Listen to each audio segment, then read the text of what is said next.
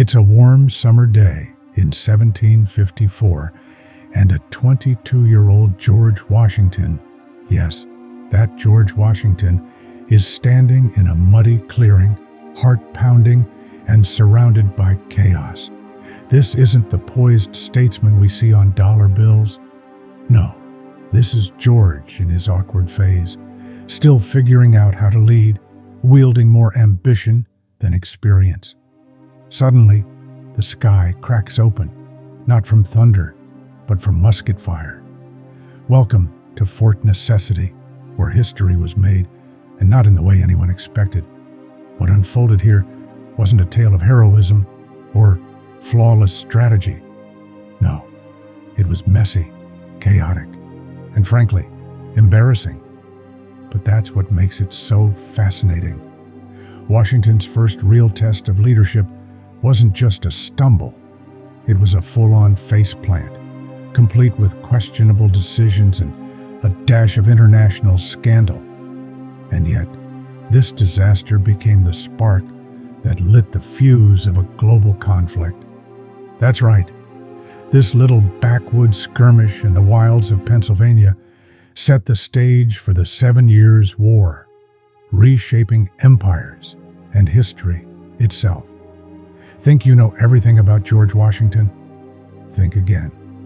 This isn't the polished marble statue version of America's first president. This is the raw, unfiltered story of a young man thrust into chaos, making mistakes that would echo across centuries. Stick around, because what happened at Fort Necessity will make you rethink everything you thought you knew about how history and leaders are made.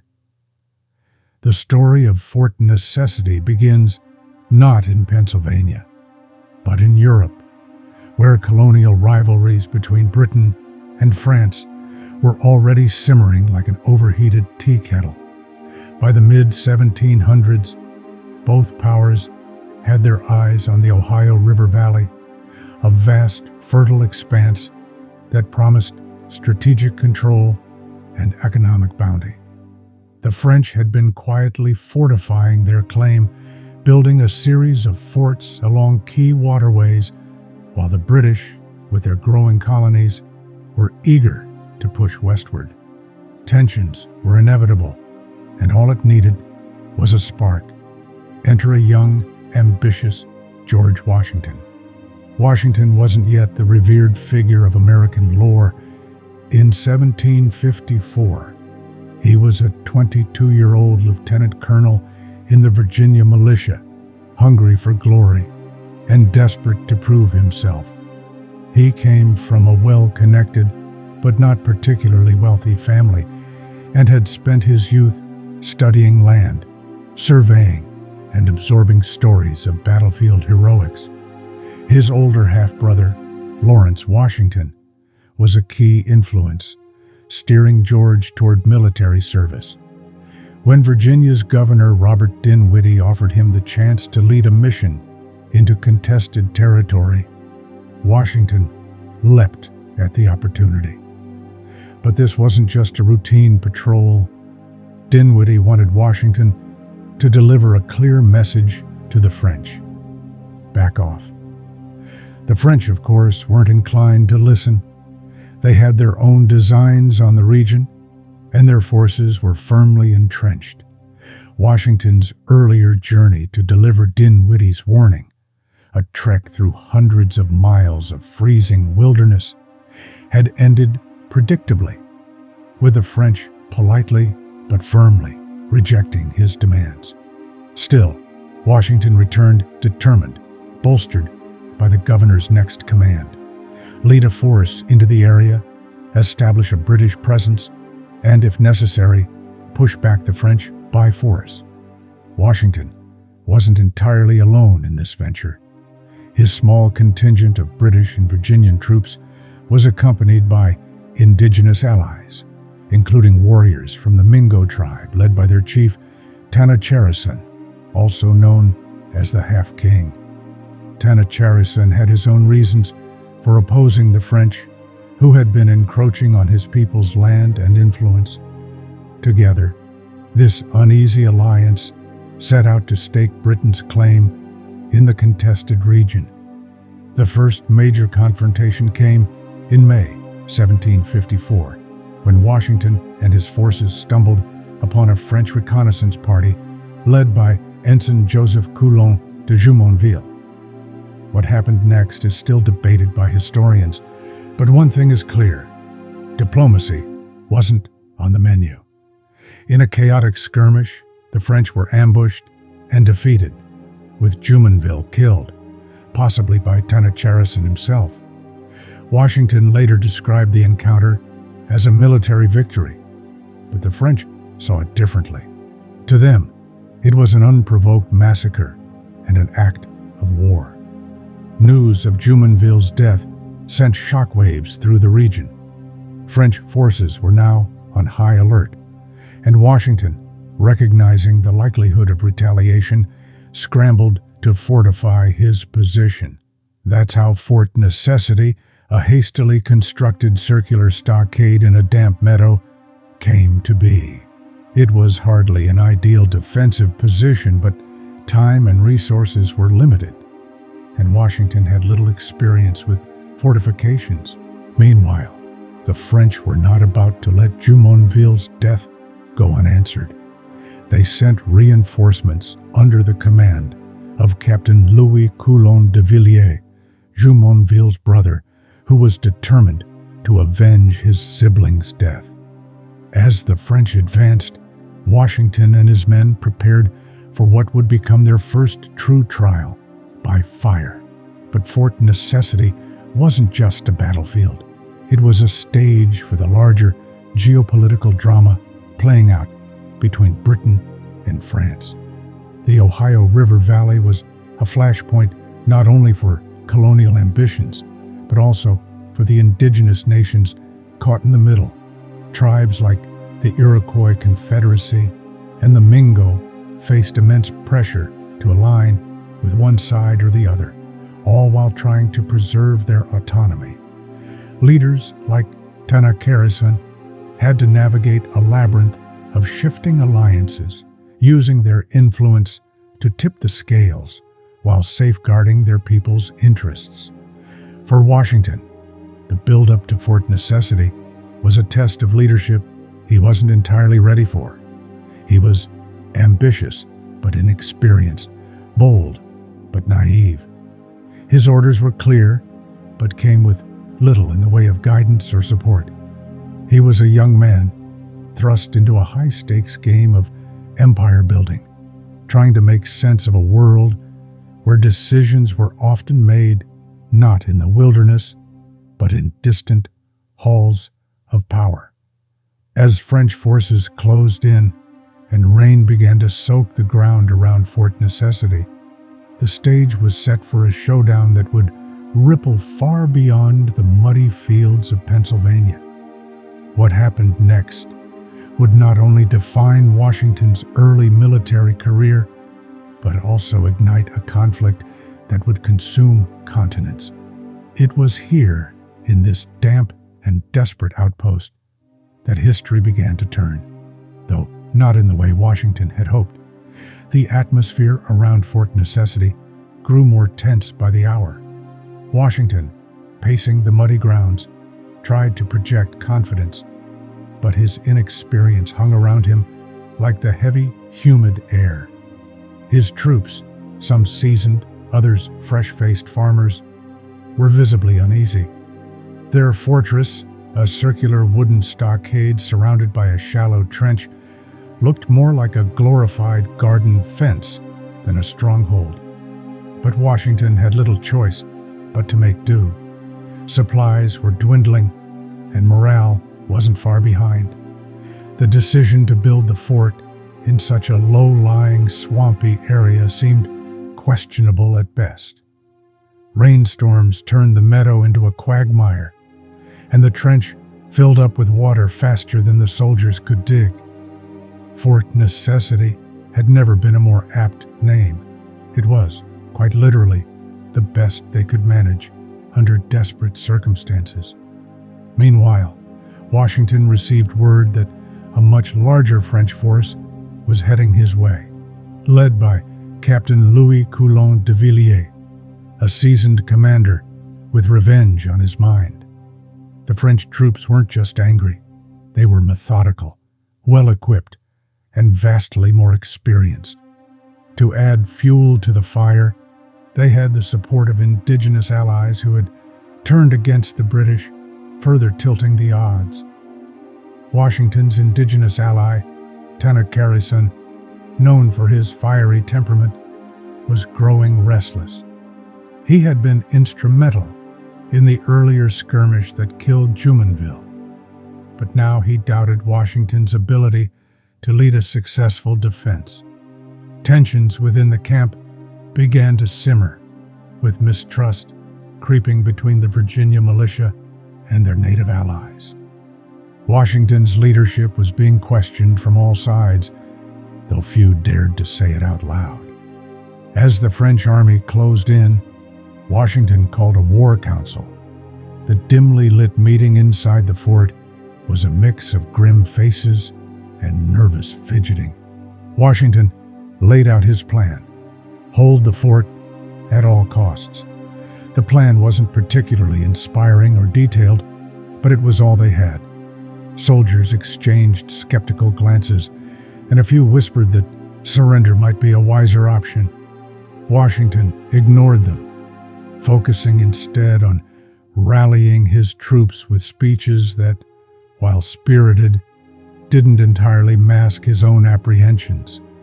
The tension was palpable as scouts brought reports of the French advance. The sight of the enemy army, marching in disciplined formation and bristling with weapons, was enough to send chills through even the bravest of Washington's men.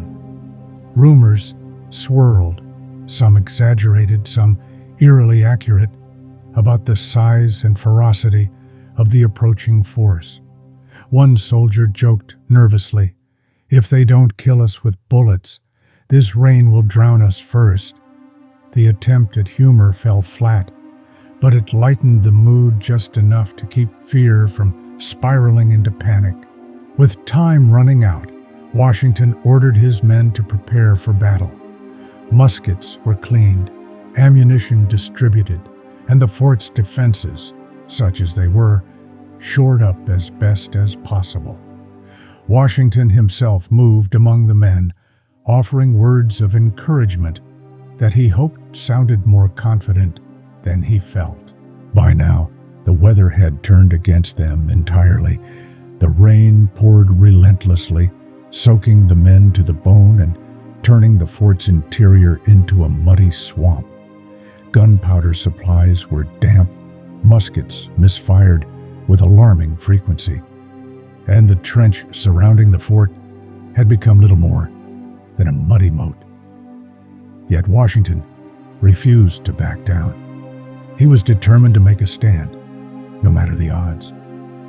And then came the first sign of the enemy: distant drums, faint but unmistakable, echoing through the forest.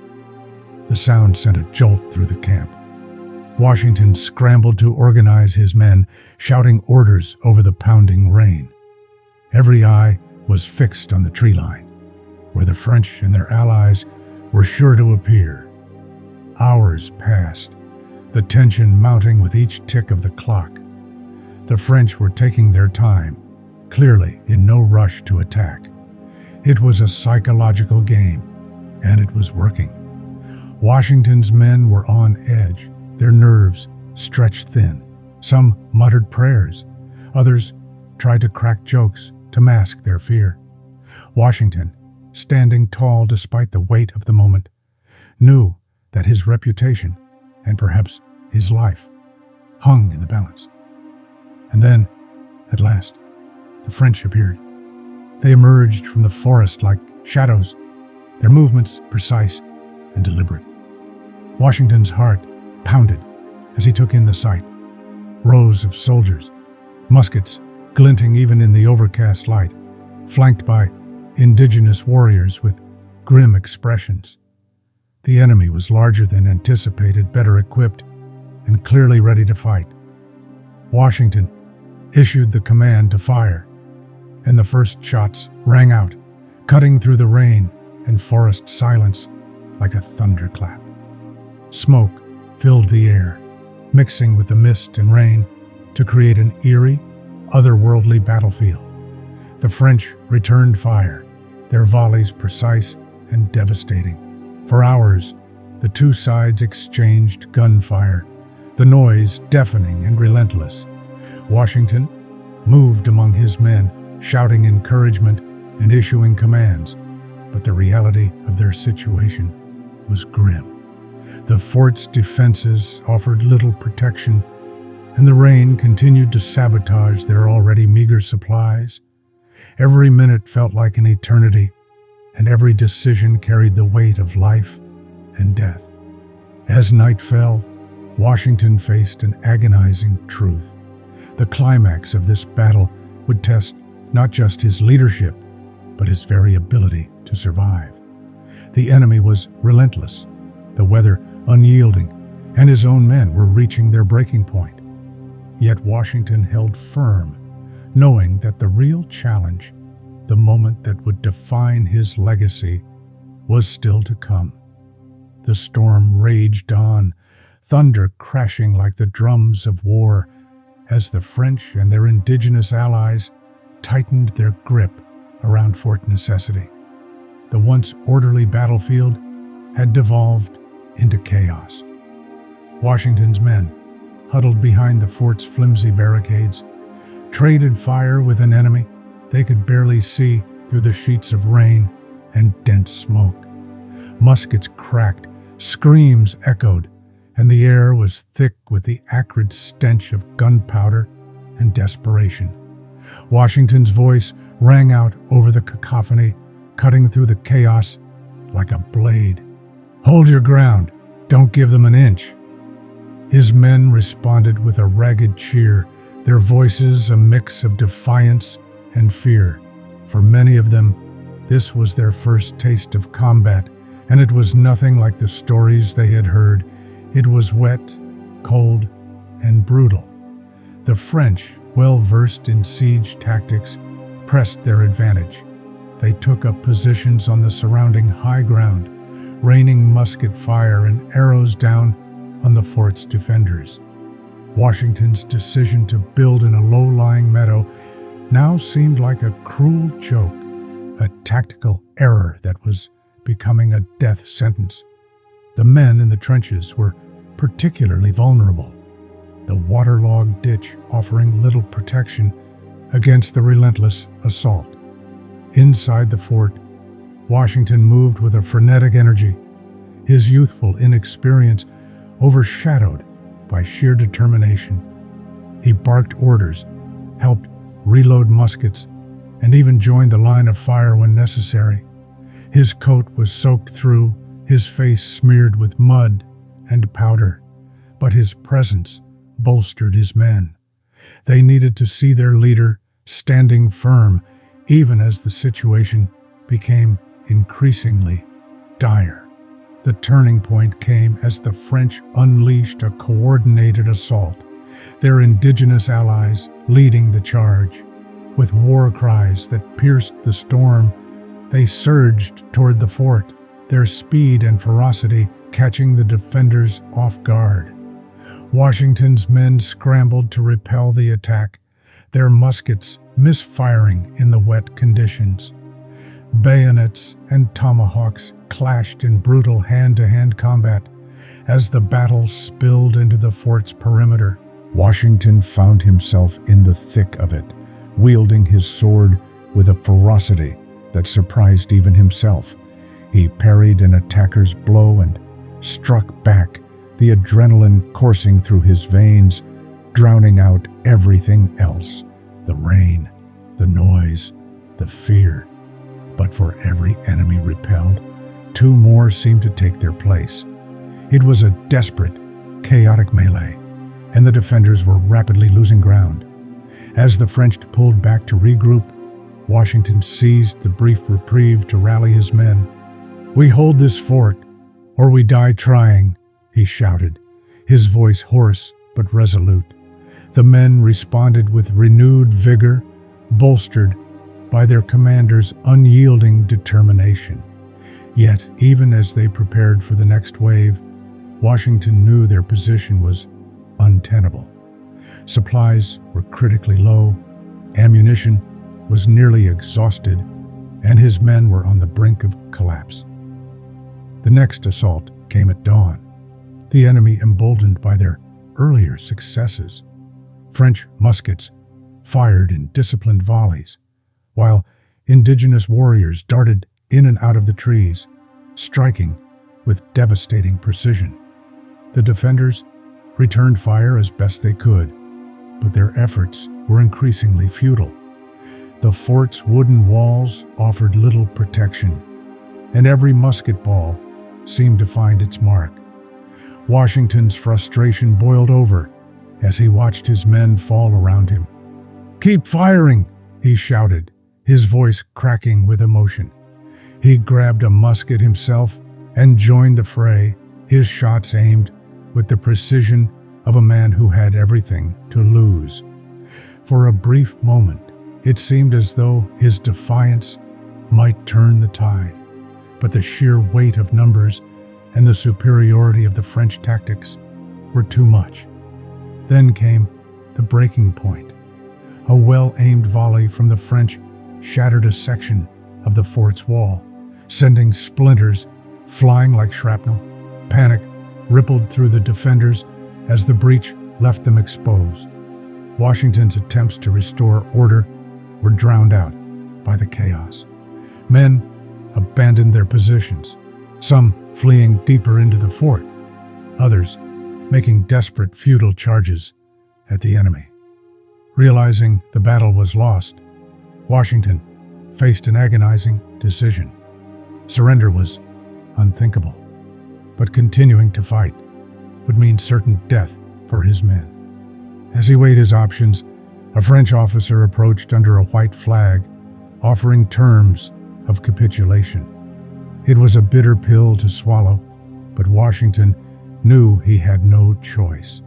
To save what remained of his command, he agreed to the terms, his heart heavy with the weight of failure. As the defenders laid down their arms, the rain finally began to subside, as if mocking their defeat. Washington stood in the muddy remains of Fort Necessity, his sword lowered, but his resolve unbroken. The battle was over, and the British had lost.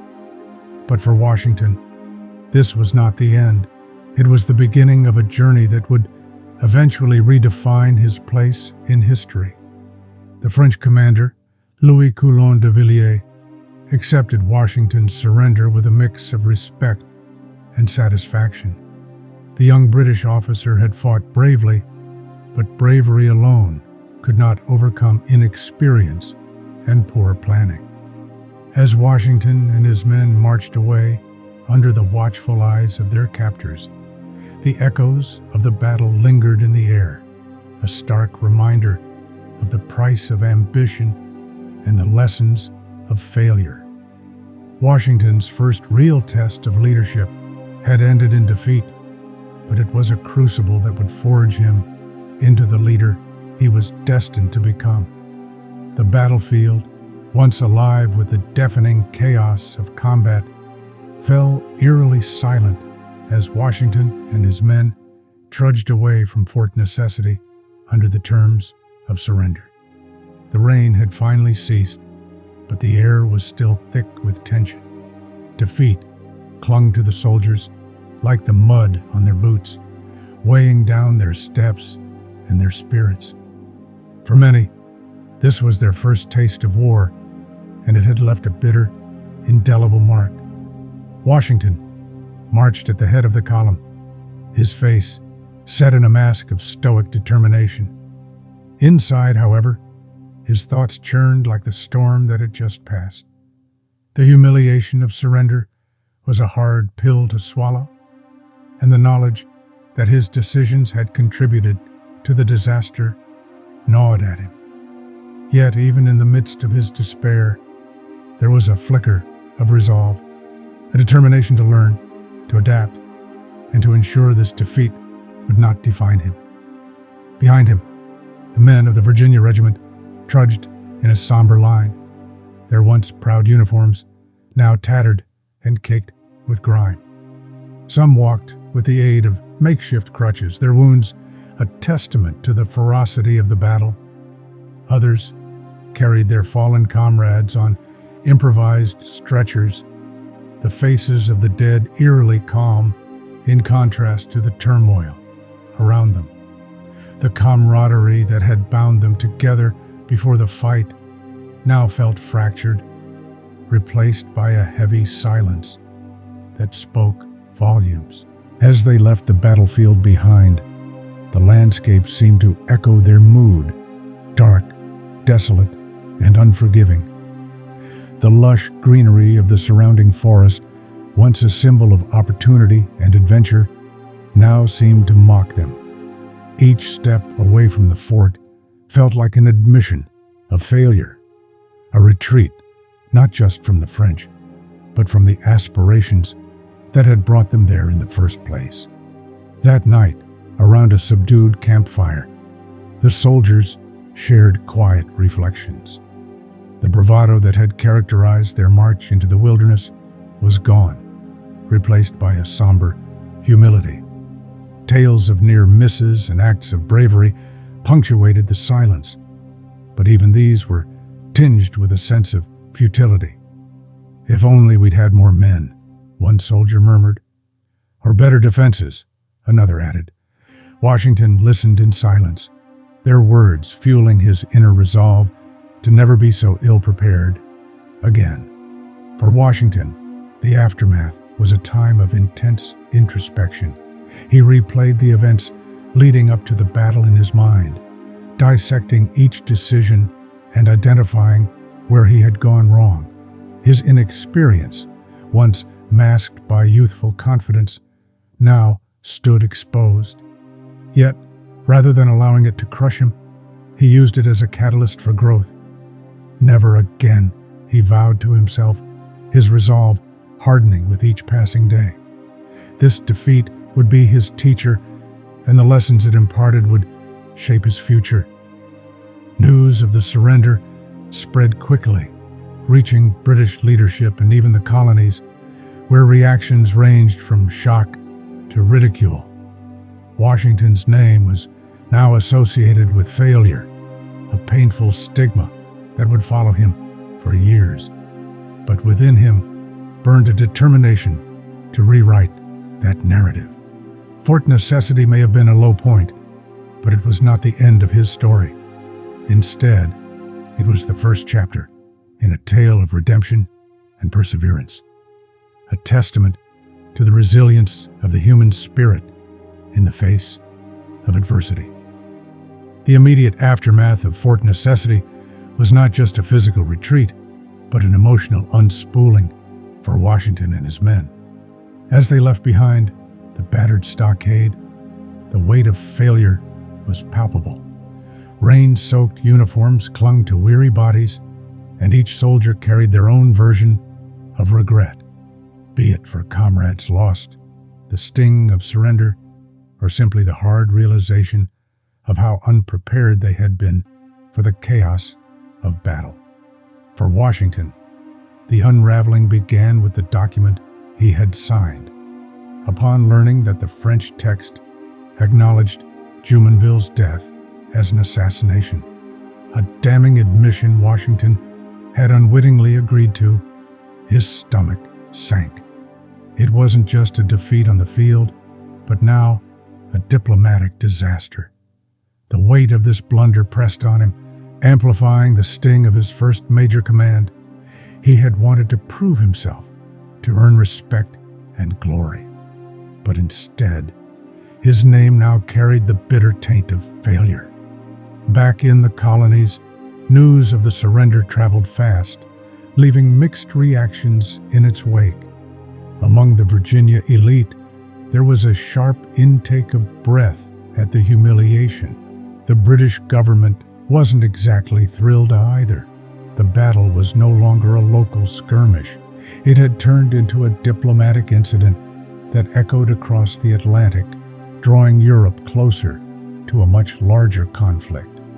Washington had inadvertently played his part in sparking the flames of what would become the French and Indian War. But while the political fallout brewed in far-off chambers, the human cost of the battle was undeniable.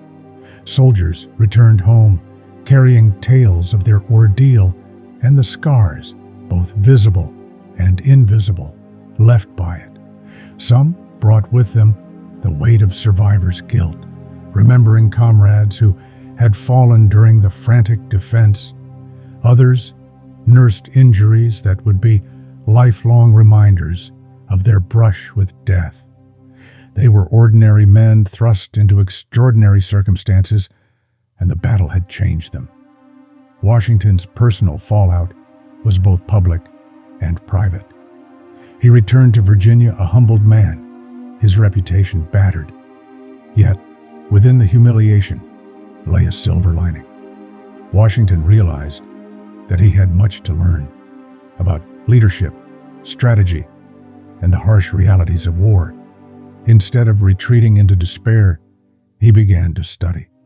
The young man who once bristled with unearned confidence now sought wisdom, devouring books on military tactics and seeking advice from seasoned leaders.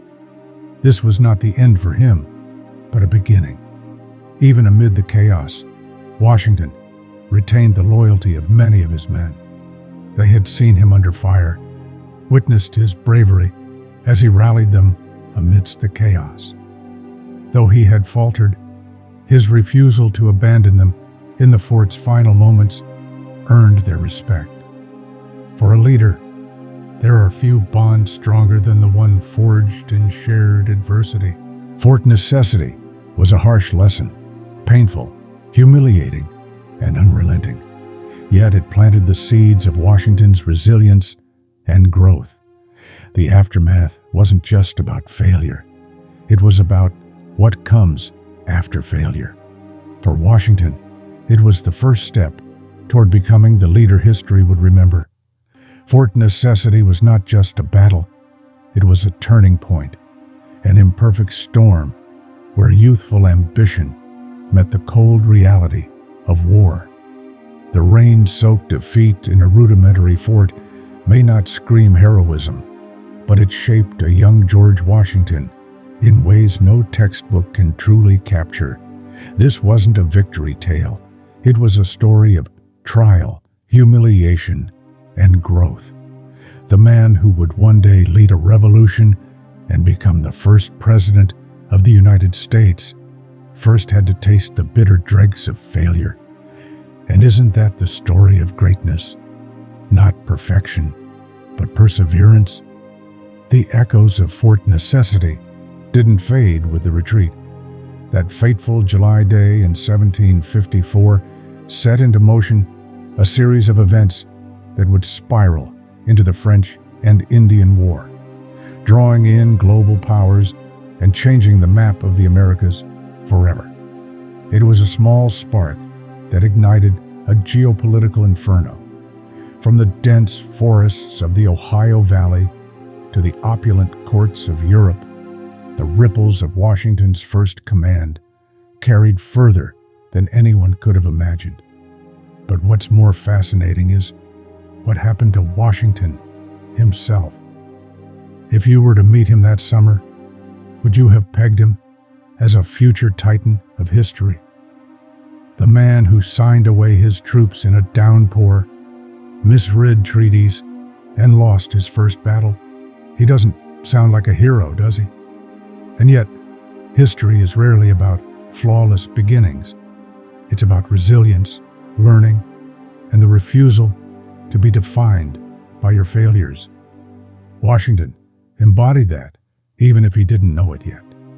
Now let's zoom out and consider this. Fort necessity wasn't the climax of Washington's story. It was merely the prologue. The 22-year-old who built a too small fort and struggled to negotiate with seasoned French officers would go on to face even greater challenges, with far more at stake. What lessons did he carry from this defeat into the Revolutionary War? How did this rainy, chaotic mess of a battle forge the foundation of a leader who would one day take on the world's greatest empire? And here's a question for us to chew on. What if Washington had won that day? Would he have learned the humility and caution that later saved him during the Revolutionary War? Or would early success have inflated his ego, leading to even more catastrophic decisions down the line? It's a tantalizing thought that failure in some cases might be the very thing that leads to greatness. The story of Fort Necessity is a reminder that history is not a neat narrative tied up with a bow. It's messy, unpredictable, and full of second chances. It's about the people who fall, dust themselves off, and come back stronger. For Washington, it marked the beginning of a relentless pursuit of knowledge, discipline, and leadership. The raw recruit of 1754 would evolve into the general of 1776. But that transformation wasn't instantaneous. It was forged in battles, failures, and moments of doubt. So what about you? If Washington could turn his darkest hour into the start of something legendary, what could you do with your next chance? The story of Fort Necessity isn't just a historical anecdote. It's a challenge, a nudge to look at your own setbacks and wonder, is this my Fort Necessity? And if it is, what's next? The rain may have drowned Washington's hopes that day, but it didn't extinguish his fire. That's what makes this story resonate. Even centuries later, it's not about what went wrong. It's about what comes after. So, as you close this chapter, remember, greatness doesn't start with glory. It starts with grit. And sometimes it starts in the rain. And if you think this tale is over, think again. Washington's journey from Fort Necessity to Mount Vernon, Yorktown, and ultimately the presidency is just the beginning of a narrative that's as epic as it is human. So, what other forgotten stories of grit and growth are hiding in the folds of history? Stick around, because next time, we're peeling back another layer of the past to find out. Until then, let this story remind you, the road to greatness is paved with muddy, imperfect steps, and that's what makes it worth walking.